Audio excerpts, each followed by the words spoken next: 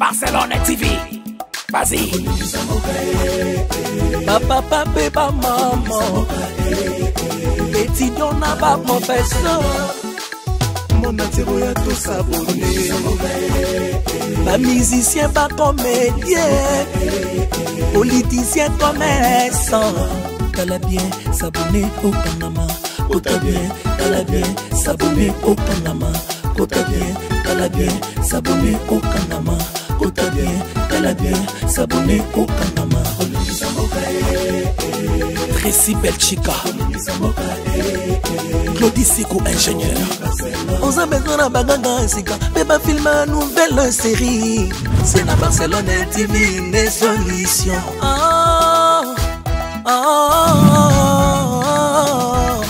Information assurée, et années Hawaii.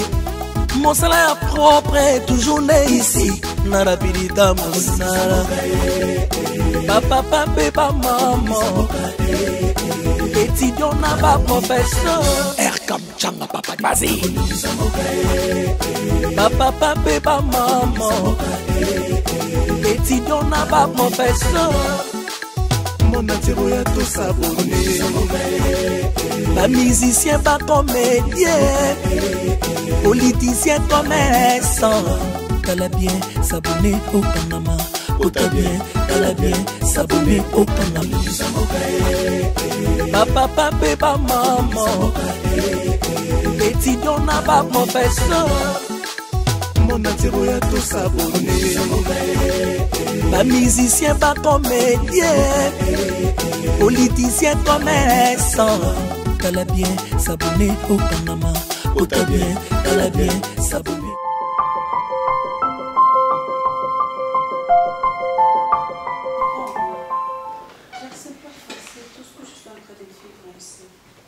Je t'aime bien et tu le sais très bien. Laisse-moi te dire sincèrement, si je savais quelque chose à la Caponie, je n'allais pas venir. Je n'allais même pas accepter que tu puisses m'épouser. Ça... Bianca, écoute-moi. Je savais très bien que j'ai affaire à une grande dame qui a un grand cœur. Mais ce qui m'a quand même ébellé avant ma nabala. Et tu es consciente que comme qui n'a pas eu quand on est en Mézalaki, dans les maisons qui est quand même changement les amis. Et j'ose croire qu'il y aura encore un grand changement. Même en écoyant botamina il y a des choses qui s'accrocher, je pense. Amiko balobaka balutu na basani balutu banzumu bachaka musika moko baniko tutana. Et par après bakaboli yango batie yango esika na esika lobi ntango bakosokola sani bakozongisa yango esika moko. C'est pour dire que faut que mon scola passe à ancien poisson. C'est pas péter à soigner directement comme ça comme un médaille. Tu comprends? Et qu'avec le temps les choses vont s'améliorer. Et il y a déjà et c'est facile comment? C'est pas facile, chérie. J'imaginais tout ça, mais ce que je suis en train de vivre présentement. Je t'avais dit qu'au départ, ça ne sera pas facile. Mais mon famille, mais quand même. Dans sa maman. Oui, il va finir à comprendre que à sa maman, pas à moi aussi à papa. Elle aussi, à comprendre que à sa maman aussi, à m'aller à comment on a passé? Yo garder quoi na yo? Hein? Oh, ils ont salon na yo. C'est ta maison. Ne la cherche pas. Ça la koyo ko salame, ça la monter mon moulay. Comprends que yo yi ko kutayi. Pour ce qui paye ya ti ko kutayi yo. Peut-être que nous allons aller coller dans la maison. Elle exagère. Des fois, on a posé un an pour ça, mais on n'a pas comment te signaler. Pourquoi me signaler pour ça? On va repartager. Et puis nous soutenons. Et puis nous allons là, maintenant nous allons.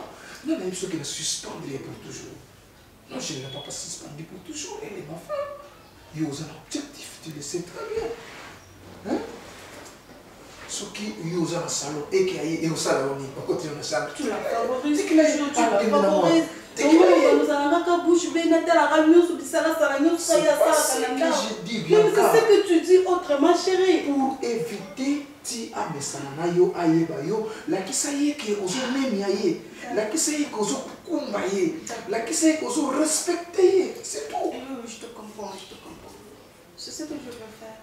Tu me comprends, le Nyampanzi, ça c'est quelle compréhension? D'accord, j'espère que vous savez pas de Coco. Malgré ça qui biso moi bâton. Nalubango atangana ngana kufite ukufandisa ngaisika ya malidi. Amen. Ufandisa ngana lala ne. Souriez moi pe kam to somba ki amwa. Yendi mtapona ki yango. Ndia kafara kitocha. Pambula kopu ngai. Pambula kopu ngai. Naisika oyo. Amemi biso. Isika tukomi yozala na biso. Kama ta contrôler ya bisika ni baso. Izala na wese. Izala na bamiri.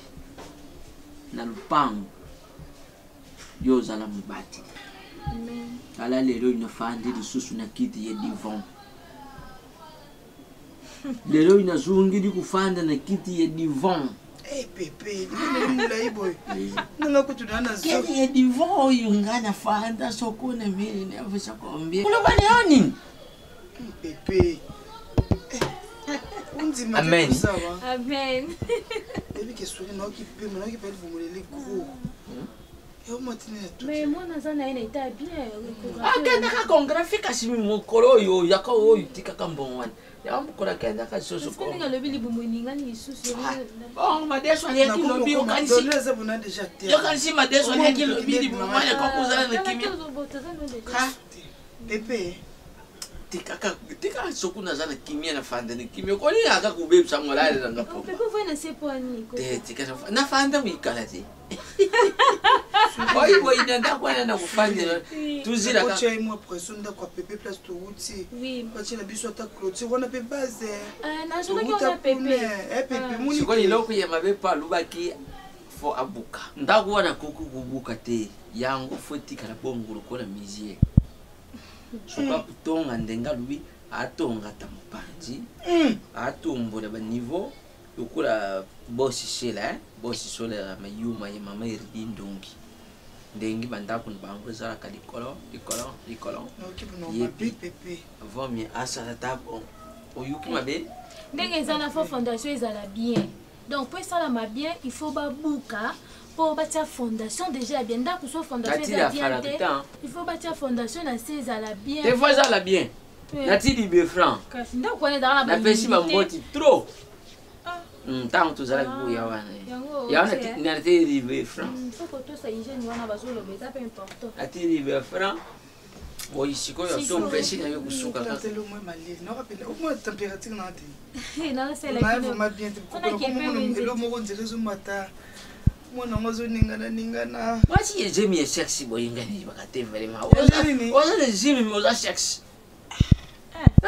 na baby na comment yo mwasi yezemi koko oza sexy oui sexy. Il veut ça. Parce que sexy on a saini na latine. Baba sexy.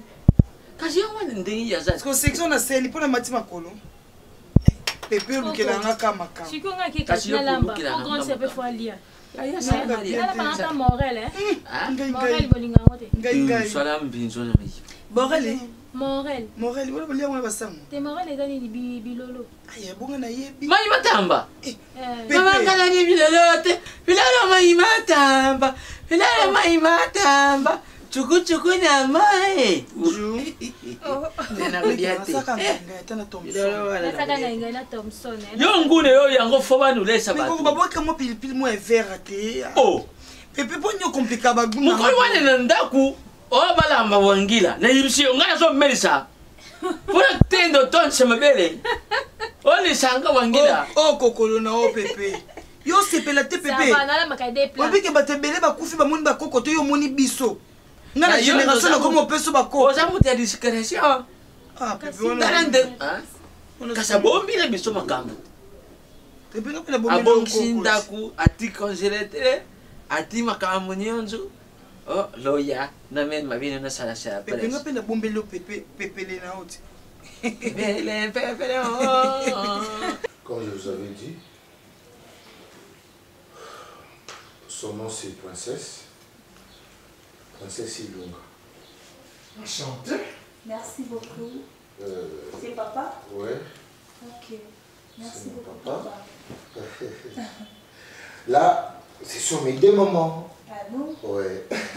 Ravi de vous voir, maman. Ok. C'est pas le monde, vous avez mangé tout. Papa, il est là.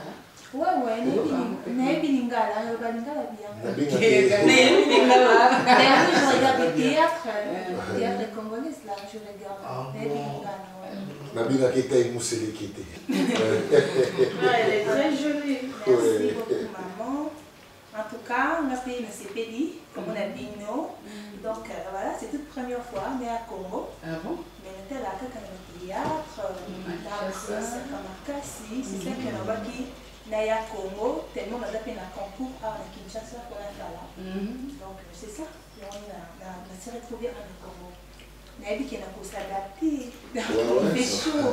Donc je n'arrive même pas, mais on a pour s'adapter. Donc voilà. Ah, je vois. En fait, na Gombe, awa, à juste côté il y a galerie présidentielle. Ils ont un immeuble qui a 22 niveaux.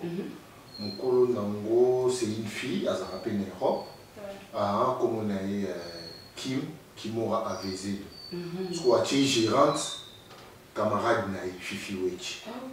Fifi Wech, même dans la gérante, il y a un bien qui a contacté Bango, de Ranzovana. Félicitations mon fils. Moi c'est Kitoko. Donc on a zo moné boy na za komi mona. To papa bina linga kana. Kabo. Ah ok. On peut nous tasser que na munini. Non na munini na ndako libala te. Na za mo kebo au fur et à mesure o tanga l'aise, yo moni na yo munini boy. Non ko munini na ndako libala te. Ok, merci. Ah oui, on est obligé.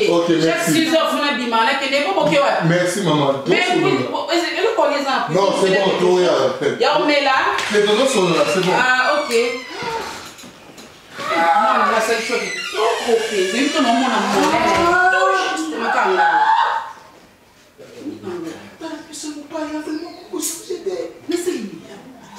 va présenter Bisso, mes deux mamans. Qui a profité si vous voulez.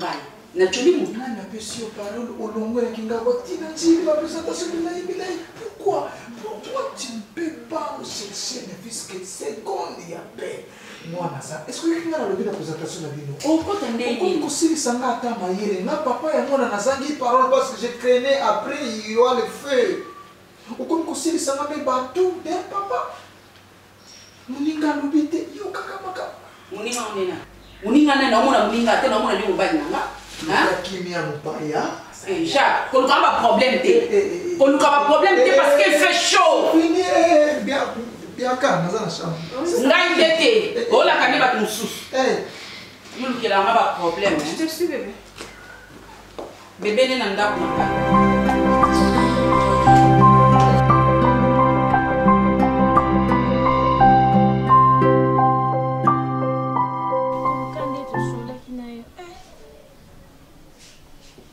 Pepe. Mais moi, nous, les amis, nous sommes là. Nous avons eu quelqu'un qui a été là. Nous avons eu quelqu'un qui a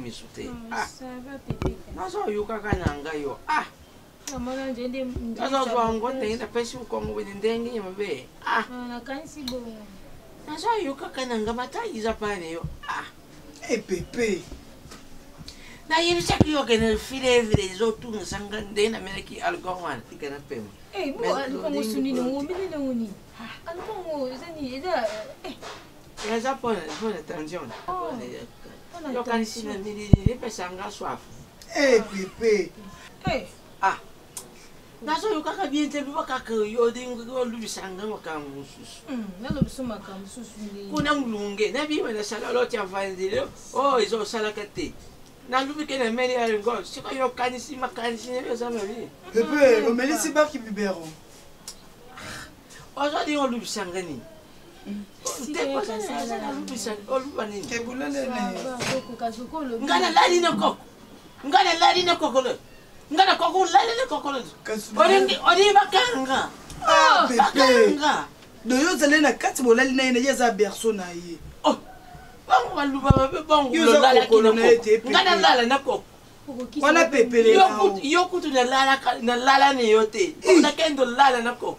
Et koko so moni boy. Meleza mabego. Hein? Pépé comme ne peut ça passer.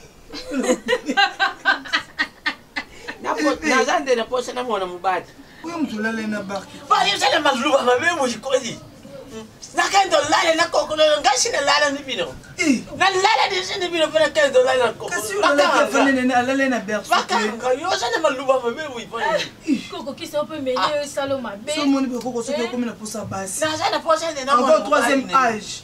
Hey, pardon. So ça besoin so ça besoin mo so bito lukelo ata moi na mo bobo fanda na tim ko lokufa. Ba pourquoi zo luba ke ngala lali na koko. Bino kuti na bukuri bino banda mama ke sina lala ni bino.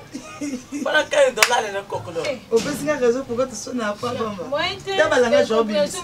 Oka na tunie ke no Pépé, yo zaki kuna na chambre. Ba pesa ka ngaka ndele ba kombone. O lika ko bo wanga fa. Nzambe na. Yo yibi teke ba Pépé ba kenza ka mingi. Pépé yo benga ka Pépé kali ya zawa. Pépé ndomba zawa. C'est la rectification.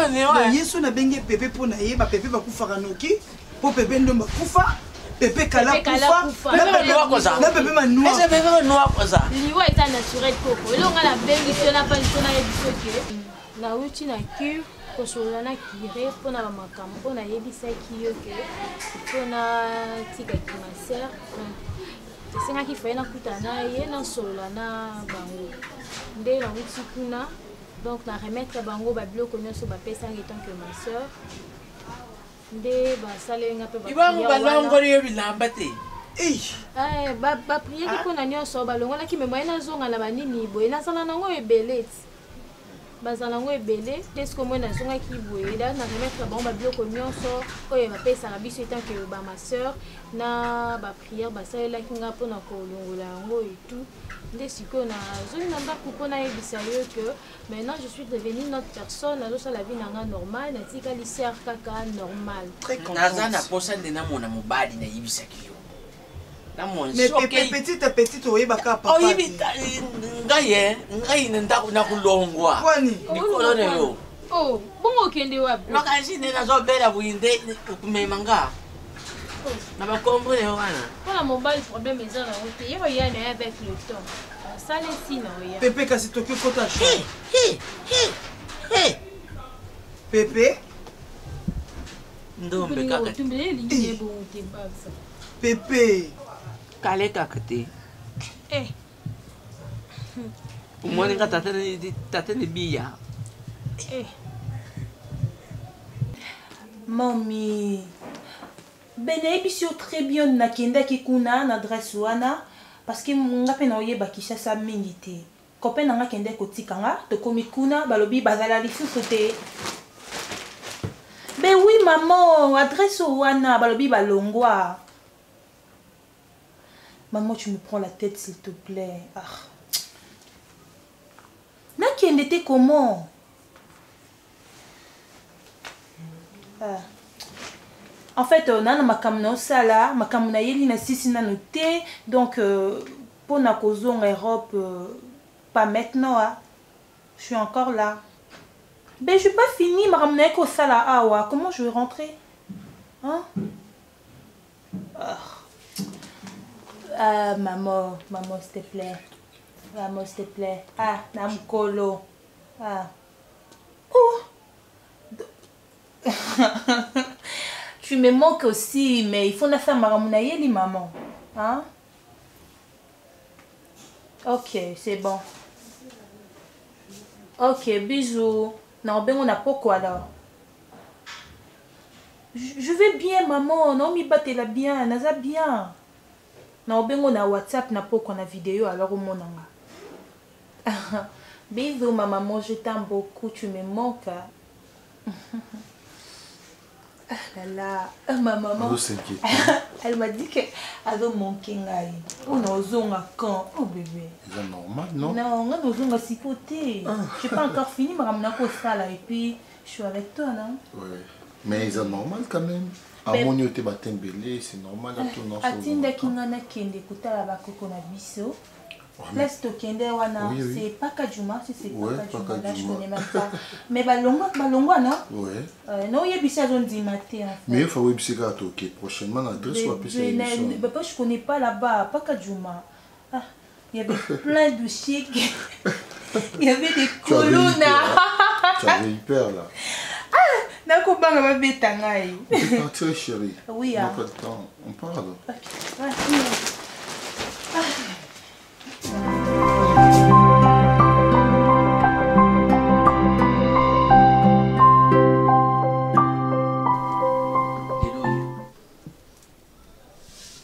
isengeli oyiba yo moko oza lisusu mwana mokie te oyo olukaki yango wana ekomeli yo koko ye wana na maboko na bomini zwa conscience lelo yo yofandi uti makolo likolo ya kiti ndekune yo nga na mekaki kosolola na ye wi loza bakoko na kolemba te koloba na bino ntango akamataka vocation na ye ya kokenda ekimamelo kaka ye mokolo oyo nasololaki na ye mpo lelo ndenge atiki nzela wana ye moko moto ayibi biloko nini puse ye likolo na ye yo yeyi makolo likolo ya kiti bakiselo nikamata conscience kukanisa te ndenge na yambi ya liboso kokulolo isiko uti kokamatela ye nga na yibi te ukontinue buzoba wana polo bien oya lisusu kokwe tala kote ayibaki te tala kote ayibaki te koko tala nadingi biloko wana te tala suri aza kaka mwana essence meme ntango akendaki azalaki na kimamelo wana azalaki kaka na chance moko kulia biloko kukota na ndako izalaki kukuta mpane banjile ni ye meme ndenga leki nanga nzambe boni kokenda oumeli na yo te na umeli te en fait bafaki mpe balandela nga mpo na miso na banda déjà batraitement donc bamanete ofuna tikola ntango no traitement suka ezala kala te leki na ngai malade ya miso enyokoli ngai oyebiki mvuela wana penze ezalaki kubomba yo isengo nange ezalaka komona bino buyi kitoko izalaki na bana oyo yanga bamama na bino yango bino bana mokamata merci koko nga na koyibisa yo koko ngai posa na ngeza moto oyo olobandaki na ye masolo ti lelo biso tokoma buyi ngai busenga na ngeza na mwana ye koko nda moto akamati asanze biso isika tubuyi te isengo kasi ye moto oyo aza kosala elaka yo makambo wana mpo biso tozala buyi tando okomi kitoko leki na ngai azalaki kobomba mana mvuela obombana na kati ya bilamba bamasere estce biki bamasere wana basala lisumu teka biloko wana koko bote nzambe asala yo ezomona na lisumu te tala leki na nga ndakomi kitoko koko esuri elati talon eleki na nga pardon nasepeli na nga moko nakomi kolula loleyo nazosepelaka yoka pepe antuka pepe dinga kaka kutumbula mibale ezalaka nini yango elikata yango pepeotumbula nga kaka na makambo wani teso weni weza koboma nga ndavanti pepeli ngwa pepe ndombe na question posaki ngai eza nango mabe te nayebi ke oza sisi omona ye mais bon ye aza na ye pressé te nga mpe naza nanga pressé te mais avec le temps akoya na ye comme ça nga na signale yo soki alinga ya mpo bokutana na ye eza idée ya bien ndenge olobi parce que tokoki kozala moto moko te azweli biso ndaku asombeli biso biloko ya ndaku azoyede biso mais yo koko na biso oza lokola moboti na biso omona ye te donc akoya na ye comme ça nakosala osine bokutana na ye likambo te koko ngai sengo na izande na mona ye tala zoba yayene yo ndengile na kama tilisusu kokololo ulingi uzongila makambu ya kutambula kenda lisusu basonuka yo lisusu oya kubutila lisusu awa kokubaki yo na okola te mona kitoka lena berso sepeni esani naluba pesa kombo nanga bariki wana yutila wapi Ndiaza moi si kokona que pena que opesa ndo. Siko pesa kombo nini? APC. Oh. Hein? Ina pesa kombo nini? Afes akatata sundi na nani ata omoni mama kufa wana biso mingi te pepe fo ibelo moko kosilika te ninga na obota bota na nga pamba koko moni po nini olongola tanga na ngane ndo multiplier famille oyo lelo zibar kilobe msusu so ba sente na bango nga susu na peso sur Rolling Stone so ba sente nga susu ozui Rolexi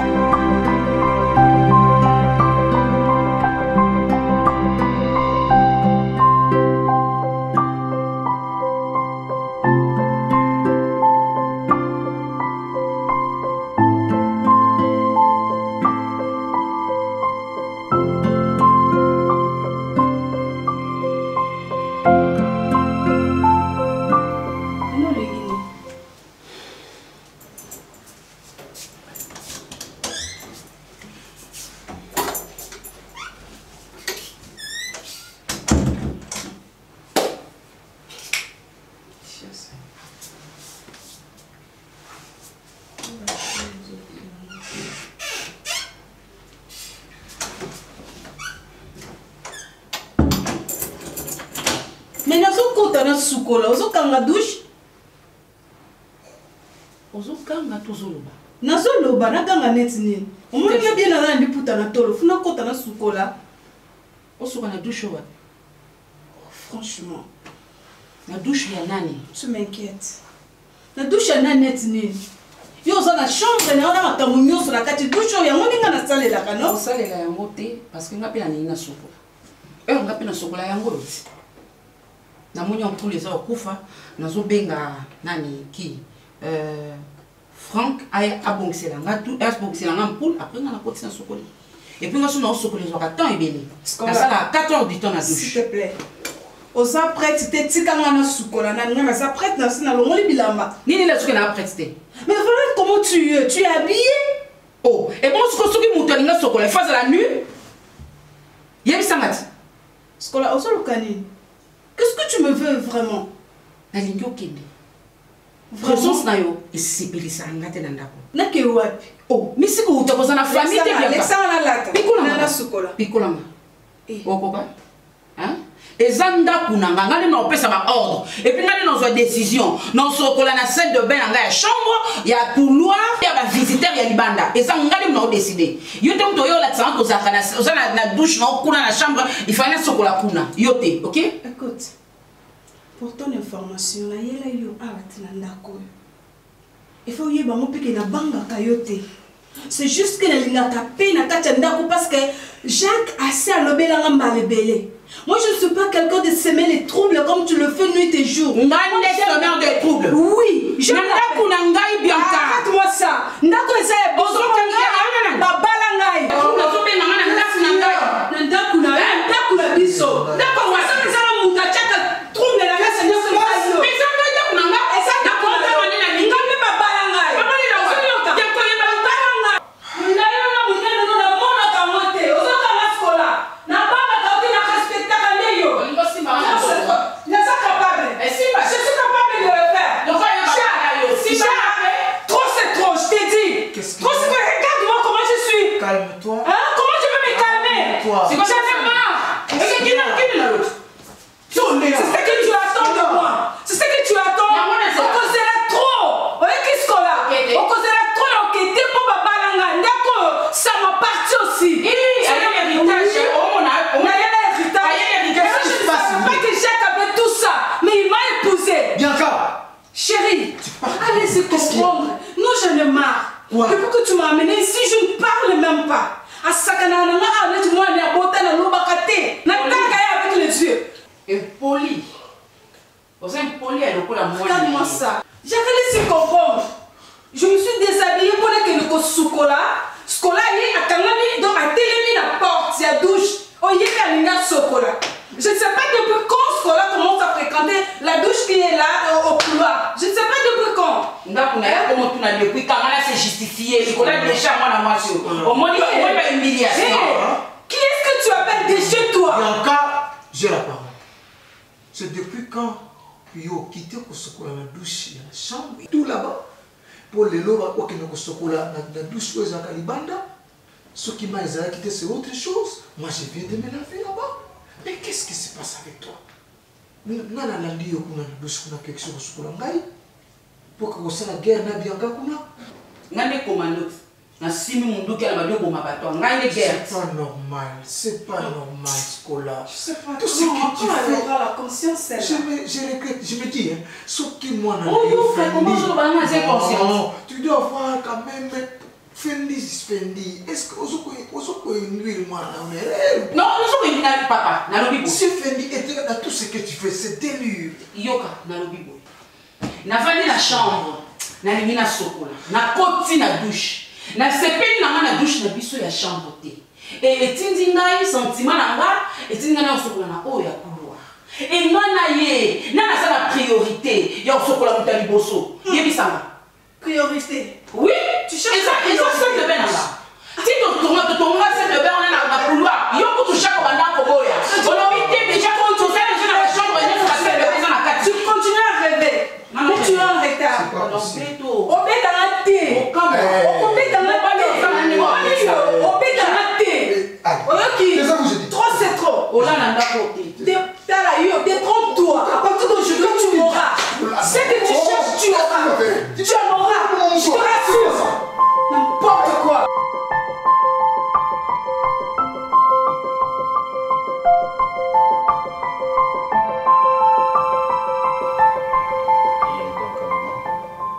C'est un peu ça. Et puis, j'ai pensé à ces cœurs. Ils ont été très importants.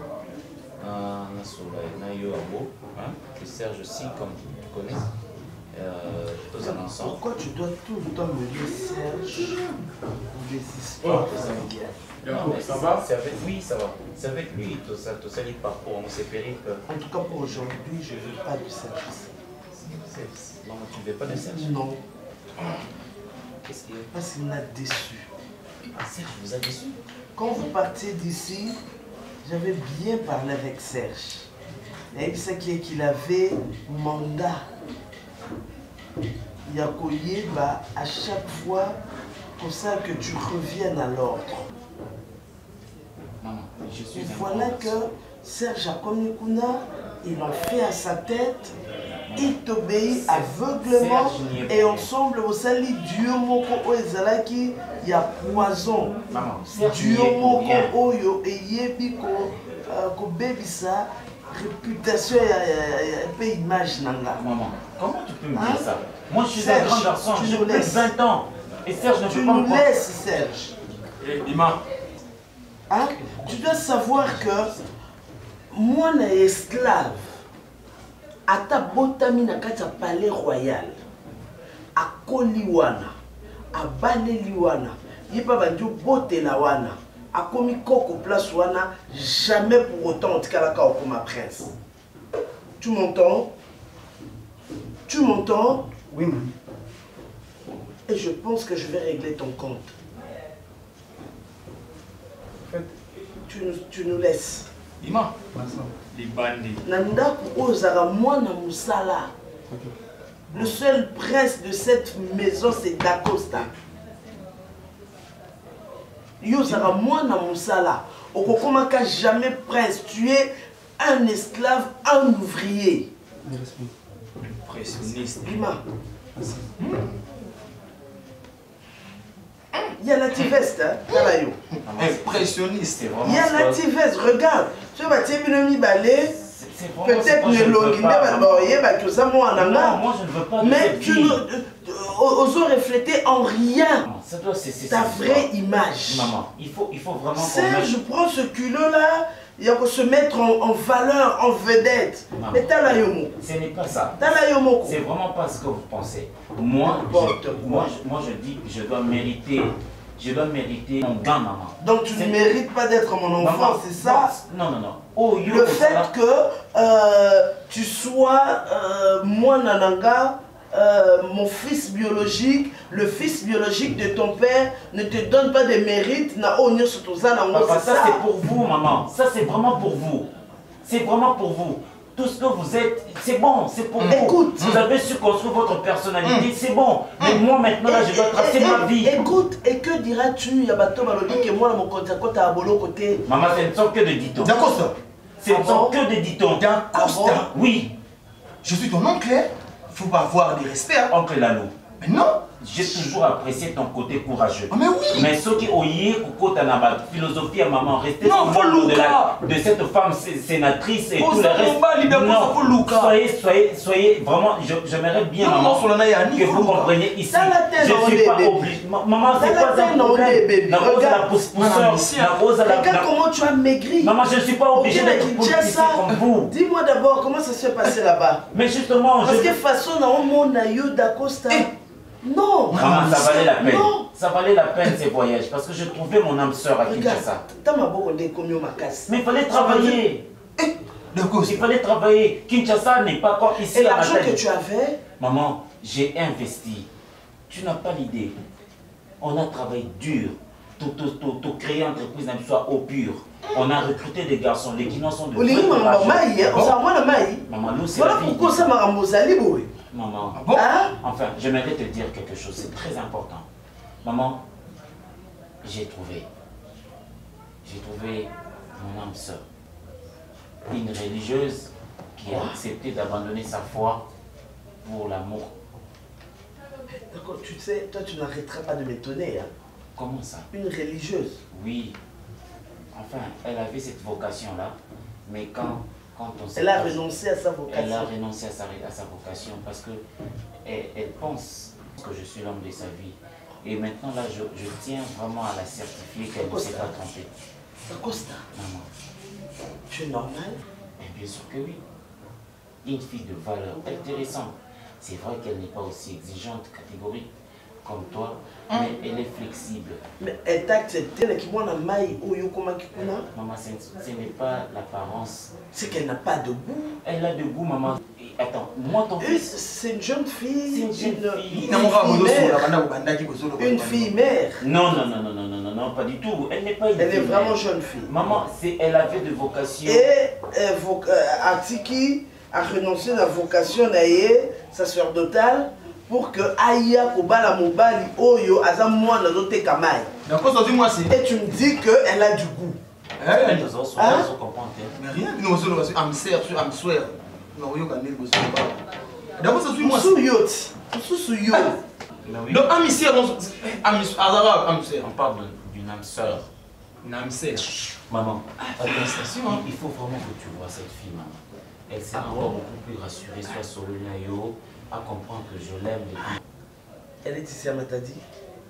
Non, elle est à Kinshasa. En fait, c'est pas une Quinoise aux Okanisa. J'aimerais bien la voir celle-là. D'accord.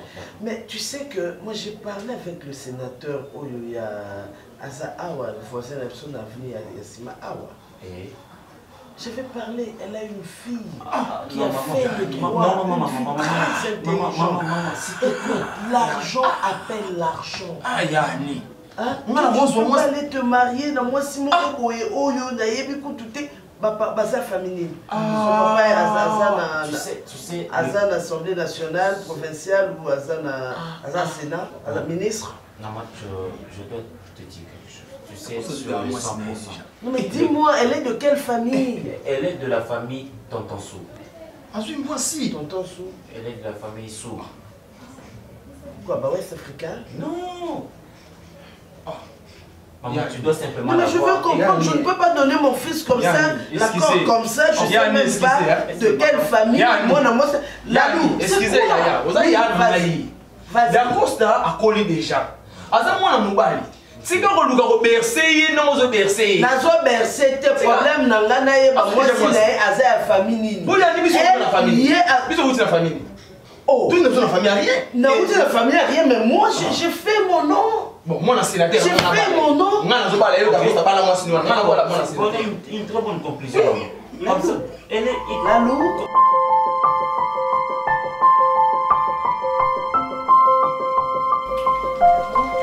Je suis vraiment très heureuse de rester avec toi et au monde en live.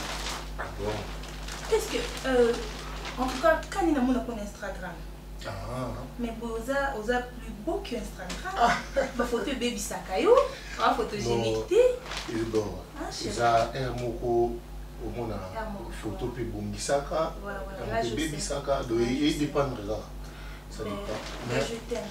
C'est vrai ça. Je t'aime vraiment de tout mon cœur parce que l'Afrique bazaka moins sérieux, mais c'est archi faux. C'est archi faux parce que batu bakesi ni bébé.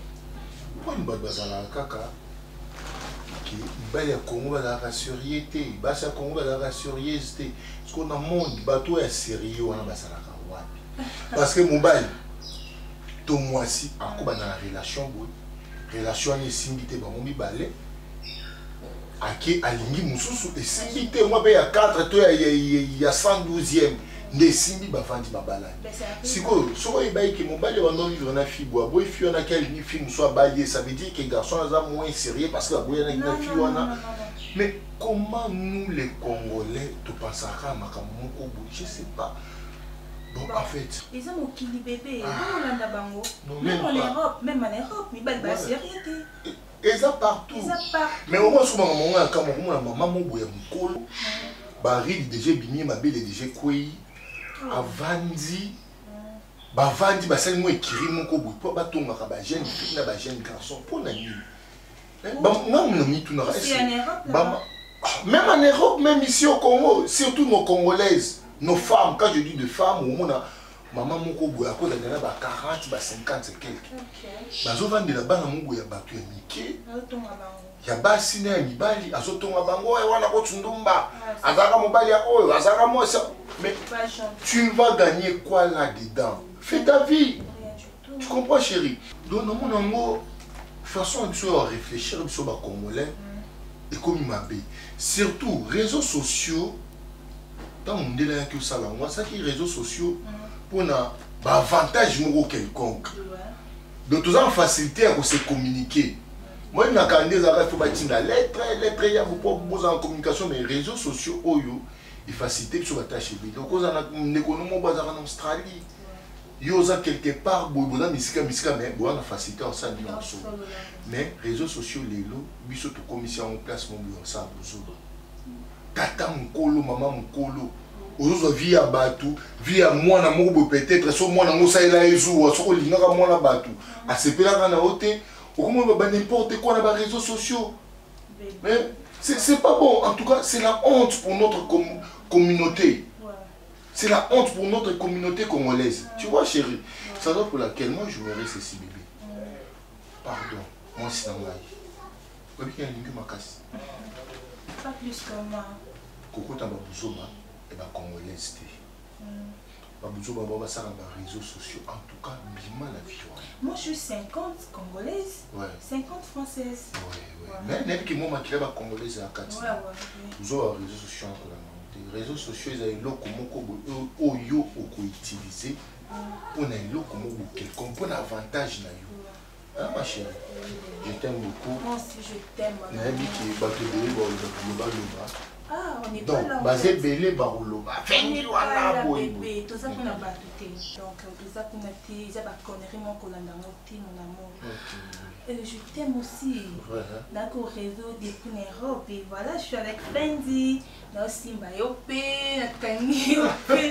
Ils qui rêvent, il faut qu'ils s'aiment. Ah bon, moi aussi je rêvais de toi. Donc, tant maintenant, mon corps à les réseaux sociaux. Quand bébé, Sosa bien là, tu es sûr avec moi.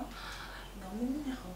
Ah, non, c'est pas. Il a mis mon Europe pour faire un aïe de sa vie. On a fait son temps. Bébé mengai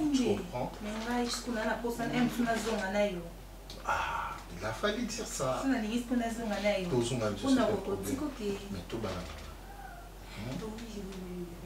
Moi, je t'assure, billet, non, il y a le tour, moi, mon sommet.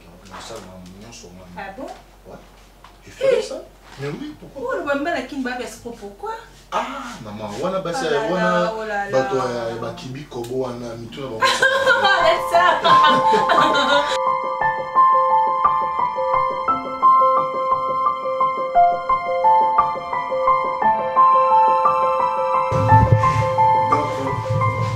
Sérieux, sincèrement.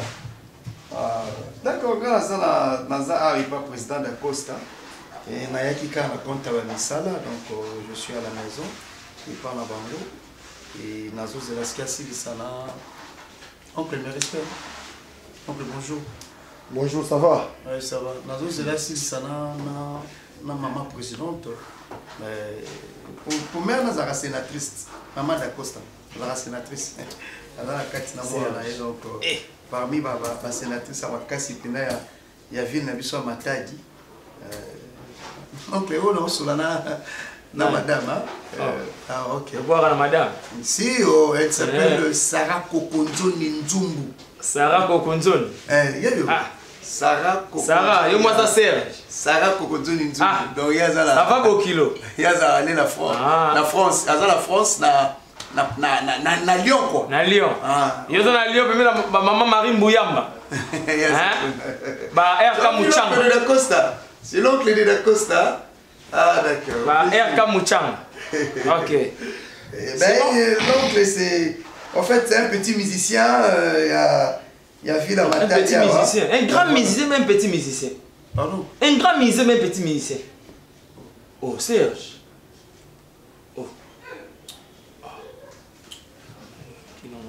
Bon chérie, je te laisse, hein, Nassi Sana, oncle, mon s'il te plaît. Nassi Sana, oncle. Oncle. Oh, ça va la poteau. Oh, oncle. Non, tu es pas ni bien. Entre biso pour mère bazana. Non, tu es pas bien. On est là, on va pas là. Président. Oncle, n'a évité. En fait, on est sur la grande sœur, donc mère sénatrice, la madame. Parce que, oncle, il n'y a pas de fois mère à comprendre que moi je suis pour rien chez Dacosta. Aux hommes, on a oncle. Madame la sénatrice, grand prêtre mère, c'est comme si confiance soit Azopé Sanga, on a Sala Makambo et ça dit n'importe quoi pas Dacosta. En fait, Dacosta est têti, oncle. Dacosta a eu karaté. Ce qu'il veut, Yango Yaningi. Bon, moi j'essaie un peu de l'aider et à transmettre peut-être ce que moi je sais par rapport à ce qui est Dacosta dans la ville à Matadi. Mais Dacosta ne veut pas de ça. Mais Serge, est-ce que vous m'avez rappelé bien Serge?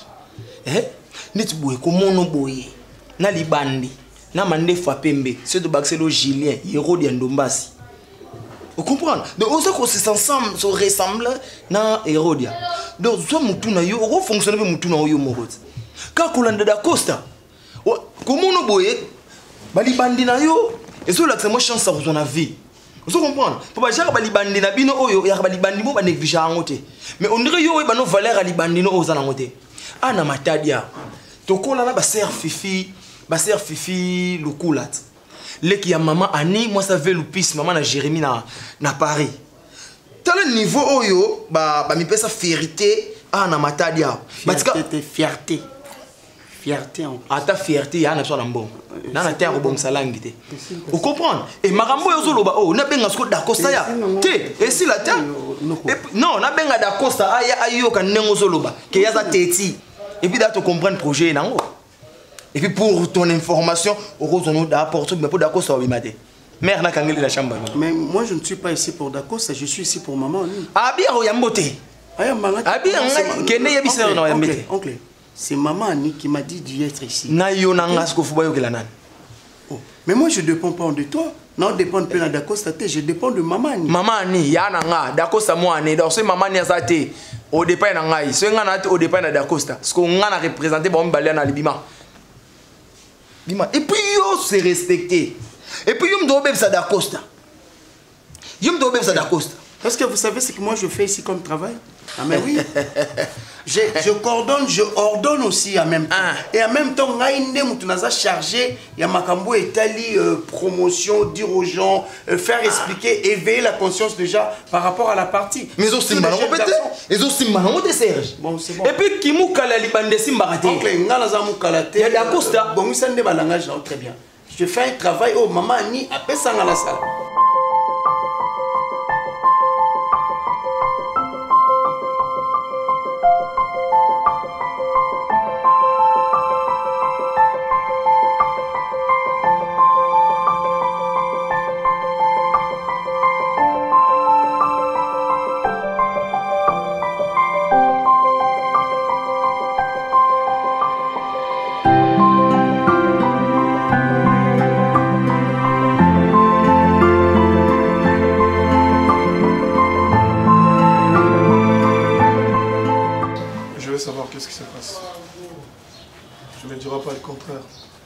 Je suis certain qu'il y a un problème. Lequel? Gabriel, je sais que tu es toujours attentionné pour moi. Je ne veux pas seulement tout moment on a chargé à Kailo. Tu fais déjà tout pour moi. Non. Je ne peux pas être là seulement. Quelqu'un que à chaque fois que j'ai des problèmes, tu résous et tout. Tu vois un peu. Tu as trouvé une solution autrement. Tu as un homme pour régler un mot. Pourquoi tu me dis Écoute, ça? Je vais te dire une chose. Tu fais partie de ma vie. Non seulement faire partie de ma vie, nous avons moitié maintenant. C'est encore maman? C'est encore elle. Malade? On devait l'opérer. Sauf qu'il faut opérer Mion. Je ne sais même pas par où commencer. On a dit dans... Ok, je n'ai pas besoin que tu parles dans toutes sortes de détails.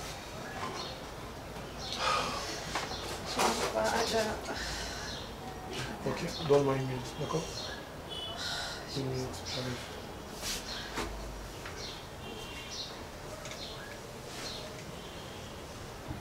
Allô? Allô? Les gars, ça va? Oui, en besoin d'attendre là, pourquoi? Ça va pas. S'il te plaît, il y a un camoko, il y a ma paix. Mais c'est comme mon mandat qu'on a. Il y a comme il donc, il y a un soin, nous avons un peu de Nakolo, Nakolo Pango, tout ce même les autres. Alors, pourquoi nous avons moi, tout mon sous, le loco est banda. Il suffit justement $600. Alors qu'on est là pour mon bloc. Mais nakolo bengo ta la vidéo, mon bloc, on a bengo la vidéo pour moi. Donc on tient la doute, on a bengo la vidéo, c'est bon, on a bengo la vidéo, c'est ce que tu veux. Ouais, ça non. Manigam tu West Ham. Manigam dans un rapport télé. Merci. Je te relance. Dans un balabala, dans un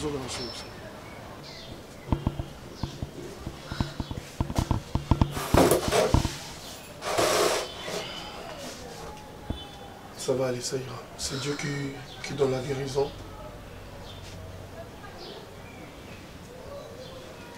Tu peux pas s'interroger. On a besoin de la situation, mon gouvernement, tout est l'hôpital.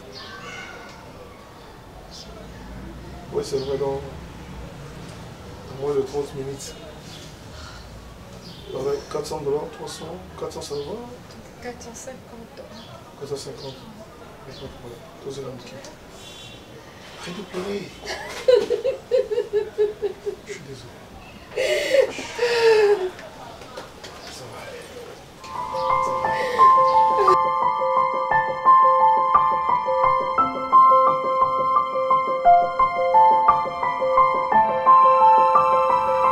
Et donc voilà, c'est chez moi ici.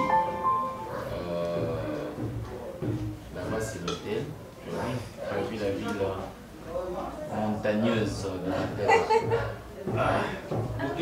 Allez. Non, tu n'as qu'à m'apprendre c'est mon oncle Lalou, le plus jeune oncle de la famille. Ça va? Le cadet de ma mère. Le cadet? Oui, c'est le cadet de ma mère. Non, moi, je suis maman à Dacosta.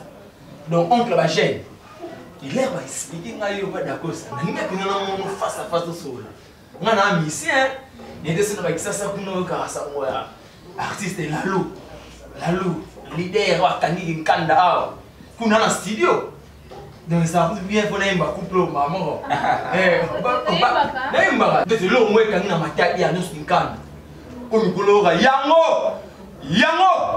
Donc on va se pétango. On te même dans la ndako banga. Yango ya de temra bon. Elle c'est une religieuse. Une fille qui prie beaucoup. En fait, elle c'est une religieuse, c'est une fille qui prie beaucoup. C'est mon oncle. Bonjour. Bonjour maman. Je te présente ma mère, elle mère. Et donc, maman, vous pouvez vous installer, c'est pas moi, si vous soyez. Moi, c'est moi, hein? Moi, c'est moi, nous autres, les yambés, n'a pas vulgarité, ni au possible. Moi, c'est moi. En fait, mon nom c'est Souris, la fille dont je t'ai parlé l'autre fois. Et donc, Souris, c'est ma mère. Parce que Kinshasa c'est loin. Et alors, on a fait ces périples parce que tu as insisté également de voir ma mère. Oui. C'est pour moi un signe. Donc, c'est elle la religieuse, c'est l'ex-religieuse. C'est ça, non? C'est elle. C'est elle qui a abandonné cette vocation pour moi. C'est une quinoise, c'est vrai, à la base, mais une quinoise qui a totalement donné sa vie à Dieu. Comme je t'ai dit tantôt, enfin l'autre fois, elle est de la famille Issou. Dacosta. Oh. Tu es devenu avocat? Non, pas du tout. Je fais une présentation intégrale. Je fais une plaidoirie. Ah, c'est vrai? Ah, c'est vrai? Et donc, je n'en ai pas besoin. Super. Bon, je crois que je suis derrière le canapé. Prendre le temps de poser.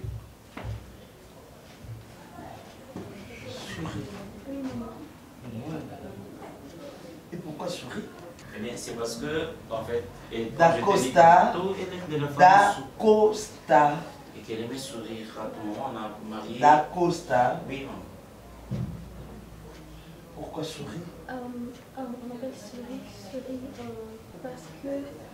Tu es une rongeur. Non, Non, tu es de la famille des rongeurs. Non, c'est parce que ce sont grand-père. Et tu es venu pour ronger Dacosta? Non, maman. Dacosta? Elle est de la famille Sou. Dacosta.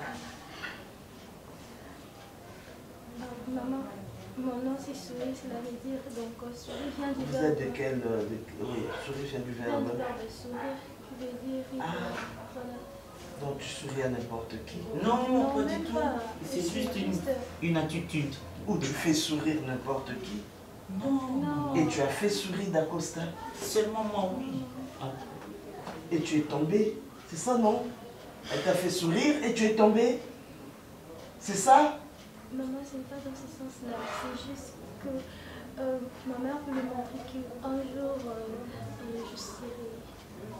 Tu allais sourire un jour parce que tu allais rencontrer un prince charmant qui est le fils unique de sa mère, de son père. Et donc voilà, c'est ça, non?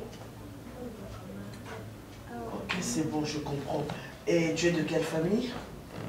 Je suis... De la famille Sou. Et c'est qui Sou? C'est son grand-père. Son grand-père. Il a été dans quel gouvernement? Non, il a travaillé dans le fonctionnement. En fait, il fut cuisinier c'était Mobutu, hein? Ton grand-père fut cuisinier de qui? Sakombi? Ah oui, Mungolodiaka. Maman, tu te rappelles de ce monsieur qui a dit Banakini, Boliambo, tu te rappelles un peu, c'est là où son grand-père travaillait. Et il fut cordon bleu là-bas, chef cuisinier, quelque chose de comme ça. Mais sinon, elle a abandonné tout ça, elle a dit je dois chercher ma vie et c'est comme ça qu'elle est allée. Ça fait combien de temps que vous êtes connus? Bon, c'est vrai qu'on parle beaucoup, on passe de heures et des heures à c'est ça qui a fait que tu connaisses très très bien sa famille comme ça et qu'elle-même ne soit pas au courant de tout ce qui se passe dans sa famille. Mets-toi en dehors de tout ça. Ok, d'accord. Ouais, je disais, je voulais savoir, tu étais de quelle famille? Je suis de famille Sundiata. Oui, Sundiata. Maman. De quelle nationalité? Non, elle n'est pas malienne, elle est congolaise. Elle est congolaise. Sundiata, c'est moi un nom. Je suis de la nationalité congolaise. Je ne suis pas celui qui veut penser, je ne viens pas d'une famille riche. C'est pas ce que j'ai dit, je voulais juste le savoir. Ok, merci. Et je vois que vous n'êtes pas d'une famille riche. Je le vois. Merci. Avant, j'étais ma sœur. Et grâce à votre fils, il m'a convoqué de quelque chose. Et voilà. Et tu trouves que c'est une grâce, ça? Quelqu'un qui te détourne de ta vocation, tu dis c'est une grâce. Simplement parce que tu étais à la recherche de cette personne-là. Tu ne croyais pas ce que tu étais. C'est ça? Non, maman. Hein? Ou simplement parce que tu étais à la quête de qui pouvait t'offrir une vie meilleure. Non, et donc tu as trouvé d'Acosta, c'est ça? Hein? Toi, je te dis, je t'ai demandé de rester en dehors de tout ça. Hein? D'accord, ça? Moi, j'ai souffert toute ma vie, pas pour qu'un jour, n'a dilapidé la richesse comme ça. Hein? En tout cas, pas ça. Pas ça. Elle a étudié, elle a fait des très bonnes écoles. Et ça veut dire quoi? Ça veut dire quoi étudier, faire des très bonnes écoles? Ça veut dire quoi? Hein? Une fille, maman. Non, d'accord. Mais tu ne peux pas... On n'en est pas là. On en parlera. Souris. Bon. Tu as fait un long voyage. Maman, tu as oublié une question fondamentale. Il fallait simplement la poser cette question avant de conclure. Et c'est quoi la question? Aimes-tu mon fils ou pas?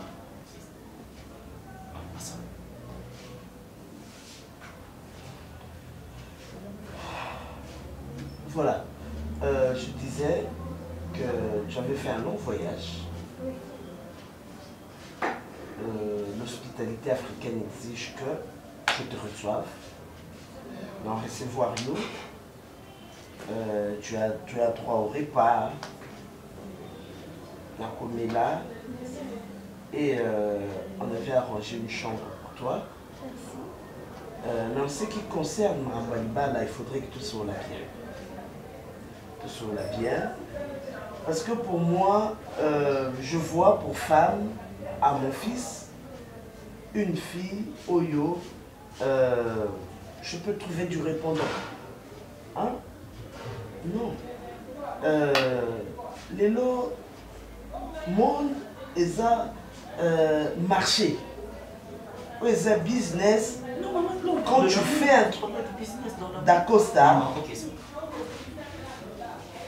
monde, je disais, dans le domaine dans ils ont business, ils ont marché. Et donc, dans le marché, il y a du donnant-donnant. Je donne, tu me donnes. Je donne mon cœur, tu me donnes ton cœur. Donc, c'est un peu ce que maman veut tous dire. attendent en solo là. Parce que d'après ce que j'ai compris, nous avons la famille où ils ont existé. Parce que vous n'avez pas de nom. Vous n'avez pas de nom. Il faut que je réfléchisse. C'est vrai qu'à te voir, tu es quand même une jolie fille. Tu es quand même une jolie fille. Mais la beauté seule ne suffit pas dans le mariage. Déjà, je trouve que aux instabilités, l'engagement parce que il aurait suffi que vous t'en d'Acosta pour qu'on renonce à la vocation là. Donc demain, je ne sais pas, tu rencontreras qui, pour qu'on renonce à Dacosta. Donc voilà, on va parler. Pour l'instant, c'est moi qui, tu te rappelles, je t'ai dit, laisse ça, viens, suis-moi et moi je veux t'assurer le bonheur. Tu te rappelles? Tu vois, avec ce que tu fais, je vois vraiment comment tu vas dilapider ma richesse.